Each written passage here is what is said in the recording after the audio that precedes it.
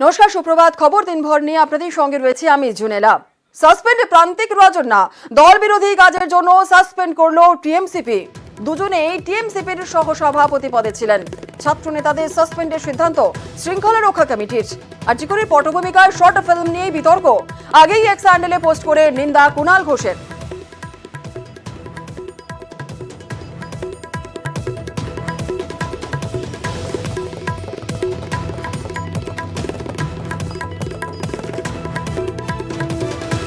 Suspend প্রান্তিক রাজন্না, দল বিরোধী কাজের জন্যই সাসপেন্ড করলো টিএমসিপি। দুজনেই টিএমসিপির সহসভাপতি পদে ছিলেন। ছাত্র নেতাদের সাসপেন্ডের সিদ্ধান্ত শৃঙ্খলা রক্ষা কমিটির। আর আরজিকরের পটভূমিকায় শর্ট ফিল্ম নিয়ে হয় বিতর্ক। আগেই এক্স হ্যান্ডেলে পোস্ট করে নিন্দা করেন কুণাল ঘোষ।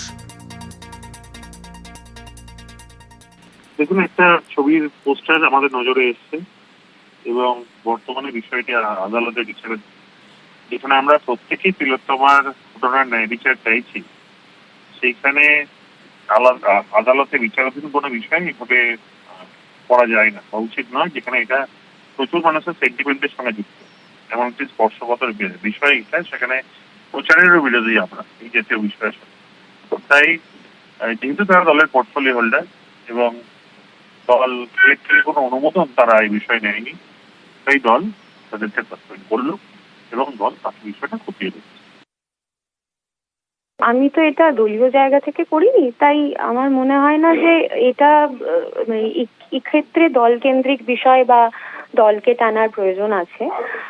আর দ্বিতীয় বিষয় যে এটা একদমই তো শিল্পী সমাজের প্রতি একটা দায়িত্ব থাকে, সেই শিল্প ভাবনা থেকেই, সমাজ ভাবনা থেকেই একেবারেই শর্ট ফিল্ম। আমি যখন আমাকে সাসপেন্ড করা হয়নি, যখন আমি দলের জন্য লোকসভা, বিধানসভা, পঞ্চায়েত, কাউন্সিলর প্রত্যেক প্রচারে দুর্ধর্ষ পারদর্শিতার সঙ্গে খেটেছিলাম, তখন আমি একটাই কথা বলেছিলাম যে দলের সিদ্ধান্তই চূড়ান্ত।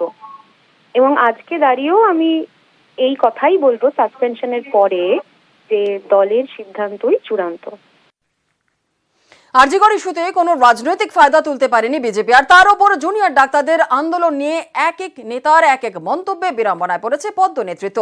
এবার তাই বিজেপি নেতৃত্বের নির্দেশ, আরজিকর ইস্যুতে আর কোনো মন্তব্য নয়, যা বলার দলীয় মুখপাত্ররাই বলবেন।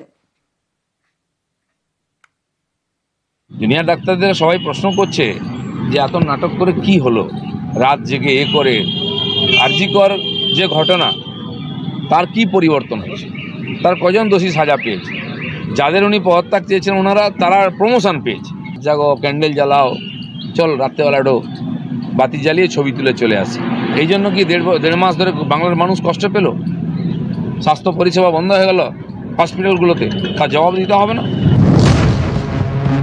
আরজিকরের আন্দোলন নিয়ে দিলীপ ঘোষের এই মন্তব্যে বিতর্ক তৈরি হয়।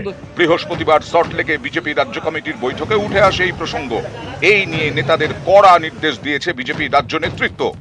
বলা হয়েছে, আরজিকর ইস্যুতে কোনো মন্তব্য করা যাবে না, আন্দোলনকারীদের সমালোচনাও করা যাবে না, যা বলার দলীয় মুখপাত্ররা বলবেন। আরজিকরে মহিলা চিকিৎসকের ধর্ষণ খুন, এই ঘটনায় শোরগোল পড়ে যায়। বিচার এবং নিরাপত্তার দাবিতে পথে নামেন জুনিয়র ডাক্তাররা। সমাজের প্রায় সব স্তর থেকে বিচারের দাবি ওঠে। এই দাবিতে রাত দখল হয়েছে, ভোর দখল হয়েছে, দিনের পর দিন দখল হয়েছে রাজপথ। শাসক শিবিরের বিরুদ্ধে আওয়াজও উঠেছে, কিন্তু তৃণমূলের শীর্ষ নেতৃত্ব কখনোই আন্দোলনে আপত্তি জানাননি। বারবার বার্তা দিয়েছেন তারা আন্দোলনের বিরুদ্ধে নন, কিন্তু জুনিয়র ডাক্তাররা এবার কাজে ফিরুন। এ নিয়ে দীর্ঘ টানাপোড়েন চলেছে। শেষমেশ ধাপে ধাপে কাজ শুরু করেছেন জুনিয়র ডাক্তাররা। এরই মাঝে ডিভিসি ছাড়া জলে বন্যা পরিস্থিতি তৈরি হয় দক্ষিণবঙ্গের বিস্তীর্ণ এলাকায়। সেদিকেই তখন সবার নজর। এই পরিস্থিতিতেই হঠাৎই একদিন সুর চড়ান দিলীপ ঘোষ। জুনিয়র ডাক্তারদের সবাই প্রশ্ন করছে যে এত নাটক করে কি হলো, রাত জেগে করে আরজিকর যে ঘটনা, তার কি পরিবর্তন হয়েছে, তার কজন দোষী সাজা পেয়েছে, যাদের উনি পদত্যাগ চেয়েছেন তারা প্রমোশন পেয়েছে। জাগো, ক্যান্ডেল জ্বালাও, চল রাত্রেবেলা বাতি জ্বালিয়ে ছবি তুলে চলে আসে। এই জন্য কি দেড় মাস ধরে বাংলার মানুষ কষ্ট পেল, স্বাস্থ্য পরিষেবা বন্ধ হয়ে গেল হসপিটালগুলোতে, তার জবাব দিতে হবে না? বিভিন্ন রাজনৈতিক শক্তি রাজ্যের ক্ষমতা দখলের ক্ষুদ্র স্বার্থে আমাদের আন্দোলনকে ব্যবহার করতে চাইছে গোড়া থেকে। হাতরাস, কাঠুয়া, উন্নাওতে যারা ধর্ষকদের মালা পরিয়েছে, তাদের ক্ষমতা দখলের খেলার চক্করে আমাদের আন্দোলনকে ব্যবহার করতে আমরা দেব না, জনগণ দেব না। এই আন্দোলন বিভাজনকামী কোনো রাজনীতিকে প্রথম দিন থেকে প্রত্যাখ্যান করেছে, আগামীতেও করবে। পর্যবেক্ষকদের একাংশের মতে আরজিকর ইস্যুতে কোনো ফায়দাই তুলতে পারেনি বিজেপি। এই ইস্যুকে হাতিয়ার করে তারা তৃণমূলের ওপর কোনো চাপ তৈরি করতে পারেনি। উল্টে জুনিয়র ডাক্তারদের আন্দোলন নিয়ে একাধিক নেতা যেসব মন্তব্য করেছেন তাতে বিজেপির বিড়ম্বনা বেড়েছে। এই পরিস্থিতিতে আরজিকরের আন্দোলন থেকে নিরাপদ দূরত্ব বজায় রাখতে চাইছে বঙ্গ বিজেপি, তাই নেতাদের চুপ থাকার নির্দেশ দেওয়া হয়েছে। ঠিক হয়েছে, আরজিকর ইস্যুতে যা বলার বলবেন বিজেপির মুখপাত্ররা। আমি আমার এই ডাক্তার ভাই বোনদের নিয়ে বেশি কথা বলি না। আমি প্রথম থেকে বলেছি বিজেপিরও মরাল সাপোর্ট আছে, আমারও মরাল সাপোর্ট আছে ওদের প্রতি, এবং ওরা ভালো লড়াই দিয়েছেন, লড়াই করছেন। ওরা কোথায় থামবেন, কোথায় যাবেন, কমপ্লিটলি ওদের নিজস্ব ব্যাপার। এর সঙ্গে কোনো মন্তব্য করা, পরামর্শ দেওয়া উচিত না। নিউজ 18 বাংলা। রোগী মৃত্যুতে উত্তেজনা সাগর দত্ত হাসপাতালে। বিনা চিকিৎসায় রোগী মৃত্যুর অভিযোগে পরিবারের। শ্বাসকষ্ট নিয়ে সাগর দত্ত হাসপাতালে ভর্তি হন রঞ্জনা সাউ। পরিবারের অভিযোগ, চিকিৎসা পরিষেবা না পেয়ে মৃত্যু হয় তাঁর। আর এরপরই উত্তপ্ত হয়ে ওঠে পরিস্থিতি। ডাক্তারদের সঙ্গে ধাক্কাধাক্কি বেঁধে যায় রোগীর পরিবারের। আহত হন দুজন স্বাস্থ্যকর্মী। পরিস্থিতি সামাল দিতে গেলে আহত হন এক পুলিশ কর্মীও।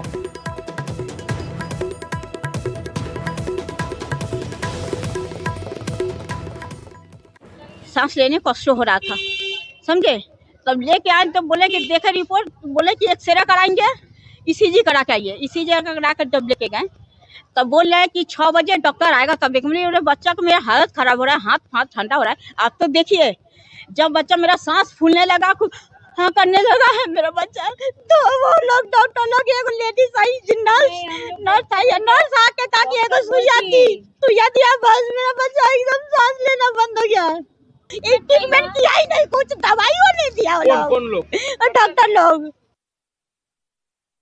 हम लोग अपना पूरा काम फॉर्मेलिटी करने के बावजूद भी इन लोग इस तरीके से टॉर्चरिंग किया जो हम लोग को इंजोरी कर। কজন লেগেছে তোমাদের? हम लोग দুজন আছি আমরা। তোমাদের গায়ে হাত কে দিয়েছে? গায়ে হাত ওই আমাদের পেশেন্ট পার্টি, আমরা তো পার্টি গেছি, ওরাই পেশেন্ট। চিকিৎসকদের সঙ্গে কিছু হয়েছিল? চিকিৎসকদের সঙ্গে ডাক্তারদের ঝামেলা হান্তি বা কোনো গায়ে ধাক্কাধাক্কি? হ্যাঁ হয়েছে।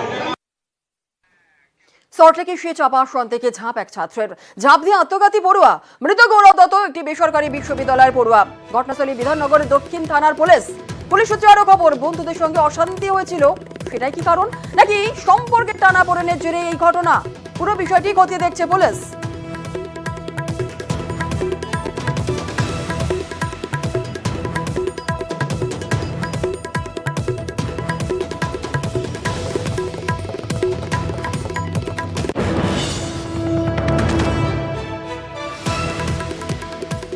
মানে ঘটনার প্রত্যক্ষদর্শী আমি নই, বাট আমি আবাসনে থাকি এবং তারপরে বেরিয়ে যেটা জানতে পারলাম, যারা চেনা পরিচিত ছিলেন, দুপুরের হয়েছে ঘটনাটা। সেই সময় ছিল বলতে আমাদের পাম্প অপারেটর, দুজন সিকিউরিটি গার্ড, তারা দেখেছে এবং যে বিল্ডিংয়ে হয়েছে সেই বিল্ডিংয়ের তারা যেটুকু শব্দ শুনেছে সেটার উপরই বেস করে পুরোটা এখন ইয়ে হচ্ছে। তো এই পাম্প অপারেটরই একে তুলেছে এবং তারপরে এই সিকিউরিটি দুজন, পাম্প অপারেটর প্লাস আমাদেরই এখানের আর একজন মিলে তাকে তুলে নিয়ে হসপিটালে নিয়ে গেছে। এই আর সঙ্গে ওর মা ছিল। কানাঘুষো শুনছি যে ইউনিভার্সিটিতে নাকি র্যাগিং হয়েছে বা হয়ে থাকতে পারে ওর সাথে, সেরকম মানে ও যাওয়ার সময় ক্লেম করতে করতে গেছে। ঘটনাটা আওয়াজ শুনতে পাই যে মহিলাদের সবাই এক জায়গায় জমাট হয়ে একটা আওয়াজ শুনতে পাই। সেই আওয়াজটা শুনে আমি বেরিয়ে এসে যখন দেখি এখানে অনেকজন মহিলারা সব দাঁড়িয়ে আছেন, তা আমি দৌড়ে এসে দেখলাম ছেলেটা ওরমভাবে পড়ে রয়েছে। তারপরে স্যারেরা এলেন, ওনার গাড়িতে করে এলেন, তখন ওই গাড়িতে করে আমি ওনাকে বললাম তো চলো এই গাড়িতে তুলে নিয়ে চলে যাওয়া। আমি দেরি করলাম না, আর যখন তুলতে যাই তখন ও একটা আওয়াজ করলো যে খুব মাথা যন্ত্রণা হচ্ছে। আর এমনি যখন আমি গাড়িতে তুলি তার আগেও বলছিল যে আমার একটা পেন কিলার দে, খুব ব্যথা পাচ্ছে। গাড়িতে যখন তুললাম, গাড়িটা কুকুরে তুলে আমি কোলে যখন মাথা রাখলাম ও খুব একটা ব্যথা ফিল করছিল। ও নিজে থেকে বলছিল যে আমার খুব মাথা ব্যথা করছে। ওনার মা সামনে ছিল, গাড়ির সামনে, ওনাকেও বলছে যে আমার বুকে যন্ত্রণা হচ্ছে। এবার হসপিটালে ঢোকার পরে যখন স্ট্রেচারে তুলছে তখনও পর্যন্ত একটা বিশাল বড় একটা আওয়াজ করলো যে খুব মা যন্ত্রণা করছে। এই জাস্ট এইটুকু জিনিস পরে হসপিটালে ওকে নিয়ে বন্ধুদের গ্রুপের মধ্যে একটা ঝামেলা হয়েছিল অ্যামিটি ইউনিভার্সিটিতে। তারপরে সেখানে কিছু কথা কাটাকাটি হয়, তর্কাতর্কি হয়। পরবর্তীকালে ও সেখান থেকে চলে যায়, অ্যামিটির উল্টো দিকে ওর গন্ডগোল হয়েছিল। তারপরে এখানে এসে তো দুপুরবেলায় এই ঘটনাটা ঘটেছে। ছাত্রীর কাউন্সিলিং এ শিক্ষকের কুকীর্তি ফাঁস। মানসিক অবসাদগ্রস্ত পড়ুয়াকে নিয়ে চিকিৎসকের কাছে পরিবার, আর তাতেই বারুইপুরে শিক্ষকের ঘৃণ্য রূপ প্রকাশ্যে। কোচিং সেন্টারে দিনের পর দিন নাবালিকা পড়ুয়াকে ধর্ষণ, পরিবারের অভিযোগে গ্রেফতার গৃহশিক্ষক। মানসিক অবসাদে চলে গিয়েছিল এক নাবালিকা পড়ুয়া। কাউন্সেলিং করাতেই বোঝা যায় সে দীর্ঘদিন নির্যাতনের শিকার। এতেই বারুইপুরে গৃহশিক্ষকের কুকীর্তি ফাঁস। ছাত্রীকে দিনের পর দিন ধর্ষণের অভিযোগে পুলিশের জালে।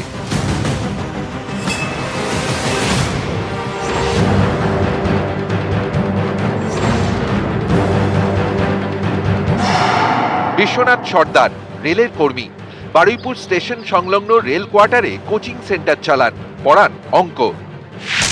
অভিযোগ, এই কোচিং সেন্টারেই হুমকি দিয়ে দিনের পর দিন ধর্ষণ করেন এক নাবালিকা পড়ুয়াকে। এও অভিযোগ, নির্যাতনের জেরে মানসিক অবসাদের শিকার হয় কিশোরী। শেষমেশ ওই ছাত্রীর কাউন্সেলিং করাতে বাধ্য হয় তার পরিবার।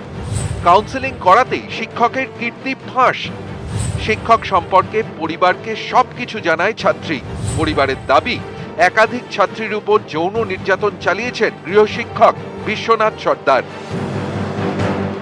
এ নিয়ে বৃহস্পতিবার তারা থানায় অভিযোগ দায়ের করে। তারপরই অভিযুক্ত গৃহশিক্ষককে গ্রেফতার করে বারুইপুর থানার পুলিশ। এখন আমি চাইছি দুটো কোচিং বন্ধ হয়ে যাক, প্লাস ও এখন ভালোভাবেই ওর উপযুক্ত শাস্তি হবে, আর ওই জন্য বেরিয়ে আর কারোর কোনো মেয়ের দিকে চোখ খুলে না তাকায়, ক্ষতি করে। নিউজ 18 বাংলা।